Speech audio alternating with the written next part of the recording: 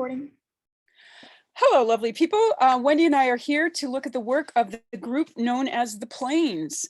And again, just a quick review. This was meant to be 5 separate compositions, abstracting your egg beater, thinking about shape primarily. But of course, we incorporate everything. We're looking at line, composition, all of these things, what's happening on the edges of your composition, how intentional you are with the placement of each of these pieces. And particularly interested for me is what you do with your scribbity scraps and also your wild card. So here we have the first one where you're focusing on the beaters. And speaking of intentionality and edges, I really want to remove that strip right where your cursor is. Yeah, Right. I just want to I was take looking that. at that one too. Yeah. I think it's the first thing I noticed, like this is distracting me so much. And the Yeah. fact that this is going over the edge as well. Yeah. It's really blocking a wonderful opportunity for movement to happen. And I would also say that beater itself, where there's just that little bit of a white line, I'd love to have that a little bit bigger. Yeah. So my advice on that one, and frankly, that would be my starting point, is get rid of that. It just blocks it off a little bit. Agreed. Second one, and this is just using round shapes. I felt like, again, I want to see maybe a little bit more in the composition itself, the scale of these things. But what I appreciated about this one is, honestly, I felt like there was a connection to Matisse and his cutouts, in that it has a joyful quality to it. Yeah. And further abstracting from the egg beater. I like this little squiggly. Same, I agree. Yeah, I think Yeah, this part is like my favorite. Yeah, it almost becomes like an ink mark as opposed to cut paper. So it was really wonderful. This one, I just thought, first of all, the image quality is very strong. It's really black and white as opposed to the previous ones. But again, that's fine. But this one I really appreciated for your use of positive, negative, how you activate this square by the negative. And again, super strong abstraction of this egg beater. It was really thoughtfully done. Yeah. I don't know. I love, like, I was gonna say this is my favorite part of the piece, but there's so many little fun moments that I think I just like it overall. It kind of looks like a game board or something. I don't Something. know. It's funny you picked on that thing, because that one and its little sister one at the bottom, those to me were my favorite pieces as well. They alone, they have this implied movement to me. So I Little really, cute picture. yeah, These two. love it. Yeah, really strong. This one took on, again, there's such a difference in the image quality from the previous one, but this one, it feels a little bit unresolved. It's like these objects are kind of just in this space, but not much is really happening. And again, the kind of grounding at the bottom and sealing it up at the top. I would love to see a little bit more interplay with these pieces, or remove. The two I want to remove are the upper left strip, and then that one right below it, that sort of humpy, that thing. Just take that out. And then now the grounding sort of makes sense for this fan that's happening. So it's that lumpy piece that's driving me crazy. Yeah. Yeah. I mean, I don't hate this one because I kind of like the curve that's happening right here. But I think this little, like this big blob, it's very, very distracting from the rest of the pieces, like you were saying. Yeah. This alone would be very nice. And this one, again, for me, it's that black border that is not allowing this, this to me almost is human. It's this smiley face. It's got this little curl on top, and it's got this human characteristic to it. And I love that this is, again, your wild card, but that black border really, I would get rid of it. Yeah. And I think this circle is touching the corner a little bit too much. Like if it was a little bit further away. And yeah, I would love to see if Christine, did she do the white elements? Is there another set of 5 Oh yeah. cutouts version 2? Because maybe this will help. Yeah, this is an example of, I don't think that this is actually helping the composition. So yeah, we'll go to the next one. I think this could be more intentional, and also you're probably using a white pencil, which is what I said what I said to use, but you'd be amazed at what a white marker can do. Like a paint marker really gives a rich whiteness to this. This, I think, is to me a good direction because it's lightening that piece up a little bit. But I think I wish the white was just a little bit stronger. Yeah, me too. Because we're like too aware that it's a pencil. Mhm. That's rather interesting. I think because I liked this one so much, just the way it was, it's hard for me to give a fair assessment. But what I appreciate about this is, again, your restraint, that you're not, it's not like just a decorative element, but you know, really thinking in a way of these quadrants that you're touching very specifically. Yeah, like these lines like definitely like block the movement, which can be like a good and a bad thing. But yeah, like you, I like the other one better just because I already liked it on its own. Well, here, this one, I think helps lighten up. It's funny that she chose that same shape Yeah. that we were talking about to, like, you know, give it something else. I would say you chose wisely, and my suggestion is you continue that spiral because it almost becomes like a snail, and you go all the way down that curve that Wendy had already mentioned being attracted to. It feels like it's just ending a little too soon, and really like emphasize it. But I think you chose wisely on which shape to add the white to. um, Again, I think in this case, it's not helping that much, only that it also still makes me feel like it's this happy, joyous little thing. And then those 2 black bars, I just want to get rid of them even more. Yeah. Same thing. Nice. But again, the idea was that you try out what you can do with a white element on top of the black after, and see how that, again, we've talked about value, we've talked about line, and how you can use that in your shape. Okay, so that, lovely Christine. Next, we have Jennifer Harris, our second Jennifer. Goodness gracious. Thank you for the clear information at the bottom that we know what we're looking at. And right off the bat, I will tell you that this has so much movement. And I love the slight irregularity of the pieces. It's still, you know, because even in a movement, it is irregular in a way. And I love the addition of these dots. You also fill the space nicely. Yeah, I love the overlaying. It feels like mark making almost like you're painting with ink or something. Yeah, it's a lot of cutting.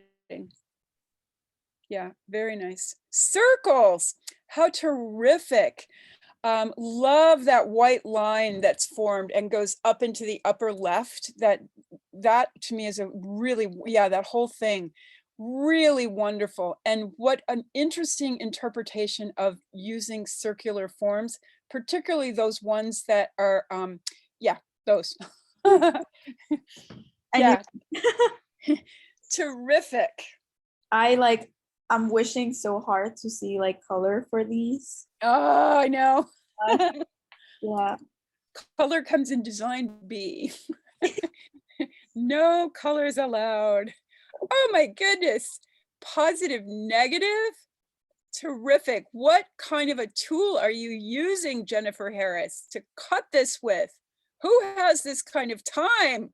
I Oh forgot. my I forgot it was cut paper for a second. I'm like, wait. And again, you know, we had just looked at Christine's where I said that black edge really stopped the composition. Here's an example of where it's critical. It frames the composition and gives that balance. So again, this is a good one to look at as thinking about an example of where that framing or that edge is very appropriate. It's also thin. It has a nice Yeah, thinness to it. I think the stroke of the line is very important as well. Yeah, fabulous interpretation. And this is the scraps. Wow.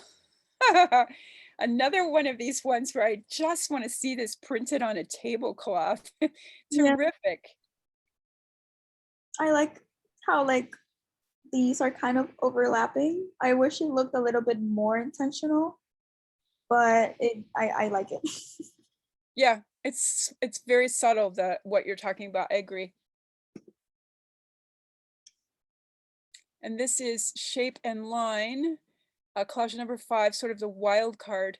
Again, for me, what I appreciate is this contrast from the left to the right. On the right-hand side, right where they all meet, this is another one of those, yeah, right there, another one of those intentionalities. There's something, I want that to just be slightly more, um, uh, Like to show more, more movement. yeah, they kind of clump together right there, and I want to trim some of that off because on the left, it's very clean. It's such a small thing, but again, I'm appreciating both the rhythm of that and also using shape and line in a really nice way. I agree. I think these are kind of clustering here, like having Yeah, space like over here would yeah, have much opened it up, but yeah, just a little bit. yeah. Minor. And then, yeah, and then we have probably another version with the white marker. Why would these be modified on May 2nd? I don't know. Because this is from a week ago. She probably like maybe re-uploaded for better quality or something. Or sometimes even when you view it, like it says, yeah. Something happens, yeah. It's probably like me just viewing it right now. But on those PDFs, do either of those show marker? This is the same thing we were viewing. But there's 2 more things, yeah. So I'm guessing one of these has white added to it. It's this one. No, nothing there. They're the same one. So what's the other?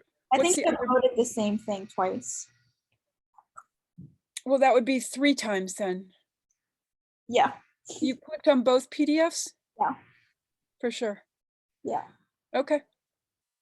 Great. Well, again, Jennifer, great use of the space, really dynamic and really extraordinary cutting. Okay, thank you, thank you. Next, we'll be looking at Megan Haskell. Come on down. Yeah, because these all say April 11th, so it's some other weird thing. Yeah. Okay, Megan, let's take a look at yours. This, my goodness, talk about an exercise in restraint. Absolutely lovely. This is one where, again, I still haven't shown a video, but I've talked about matting these so that we don't see the line and we don't see that little edge going off the top. So it doesn't bother me that it does. What I love about this is the simplicity, and it's not quite like, you know, perfect and aligned. It feels very much made by your hand. Yeah. And I like how these shapes are almost kind of framing the composition. Mm-hmm. It like distracts me from the square. Yeah, that's a nice way of putting it. Oh my gosh, same with this. Fabulous abstraction. Who would know? This came from the egg beater. Mm. This is one of those ones Wendy's talked about with somebody else's that I can imagine this repeating, you know, as we're talking about pattern, I can imagine this continuing on, which is a lovely aspect of it. Yeah. Those little egg shapes are so cute. I need lipstick. I just realized. This is our, Scraps maybe. no, scraps is 4. Oh, Positive, negative? This is supposed to be positive, negative, which I'm not really feeling. So maybe that comes later. Yeah, this, I'm not feeling the connection between the positive, negative. It still feels like black on top of the white, though it starts to do it down the center a little bit. But hello, this is such an egg beater person. Look at that lady. yeah. Regardless of the positive, negative connection, I think it's a yet another fabulous abstraction and wonderful series of shapes that you've used. Yeah, this is Scrippity Scraps. Oh yeah. And then the other one was meant to be the. Yeah. This one, I feel like something's missing. And it doesn't fill the space in the way that your others do, where you're not afraid to go off a little bit. That upper right-hand corner rectangle is driving me crazy. Yeah, I think like all of these pieces are together, but they're not really interacting with one another, and then it just sort of looks a little bit awkward. Like the circle is closed, and then none of these really like lead you to the other one. Yeah. So that might be the problem. And this one. I gotta take that off, Megan. Immediately. Wow. And then here we have this. So this one, absolutely, I feel the exuberance. You're back in your element, going beyond the square. Such a terrific abstraction, great detail, lovely, lovely, lovely interpretation. It almost, those lines almost become sound, you know, that right there. It's just, again, the sound of the egg beater. Yeah, and this feels like there's something dripping because they're different lengths. So I really appreciate that as well. Fabulous interpretation. Really nice. Okay, so Megan, fantastic. Again, I think your Scrippity Scraps, not your best, but that is the challenge of just taking scraps and doing something with it, because the others are just very, very strong. Wonderful. All right, Alex. Alex was up at the top. Let's see what you got. Come on down. So this is your first one. Again, the idea of just enlarging the beater. This is one, I'm not sure if you've done it or not, but this is one where I can see highlighting with white in some of these might be a wonderful touch, but I appreciate, again, such a different interpretation of enlarging the beater. Really nice. I like these shapes that are being created. The ones that are not squares. Yeah, agreed. Good eye. This one, it's not doing it for me. No, I think this is driving me a little bit. Can you people tell that we're graphic designers, and like that is enough to send us over the edge? Are you kidding me? Very hard. Yeah, I think you need a little bit more happening here. First of all, it's really centered, and it's that white thing is really annoying. But it's not a lot happening. Even if you position this differently or separate these somehow, I think you could do more with this one. Yeah, I think in order to be dramatic, having more than two shapes makes it just easier. Yeah. This one is positive, negative, and I'm attracted to that jagged edge on the right. I would love to see a little bit more kind of crossover, and hopefully for pattern this week, we'll see a little bit more of that. And again, please, if you've not looked at the Japanese notan, that will also help you think about that interaction and that play. But so for me, it's that jagged edge that I really appreciate, but I also very much appreciate this abstraction. Yeah, it's a nice shape. Scribbity Scraps. I'd say this one's very successful. This is far more interesting than the one where it's just those two circular rounded forms. Again, I get a sense that these are scraps, but yet they come together in a really cohesive way. And once again, it's that jagged edge. I feel that gear. It's really nice. And I think also the different weights, like this in comparison to like this, is very nice. It just feels like paint strokes or like ink, like what we're talking about. Yeah. Also on this one though, be careful, Alex, about centering things all the time. So these all have this sort of like right smack dab in the middle. Consider such things as, you know, just rotating this a little bit so that we have an angularity to it, or that if you can imagine cropping some of this off, but be very conscious about not always centering compositions. The wild card. And again, please note that you are centering this. It feels less centered because your pieces have different qualities to them. And I'm going to say it again. It's that jagged piece on there that just is like a terrific shape. This is a little bit more of the idea of the positive negative than your previous one. But for me, your wild card is quite strong. And no use of white? No. Okay. Fabulous. Okay, Alex. So thank you for that. So that is the end of the group known as the Planes. So again, hopefully you've all looked at and commented on each other's work and are now thinking in terms of when you're working with pattern, some of these same principles that you'll be using, but how do you incorporate your shapes and your lines in your composition into your pattern? Boop.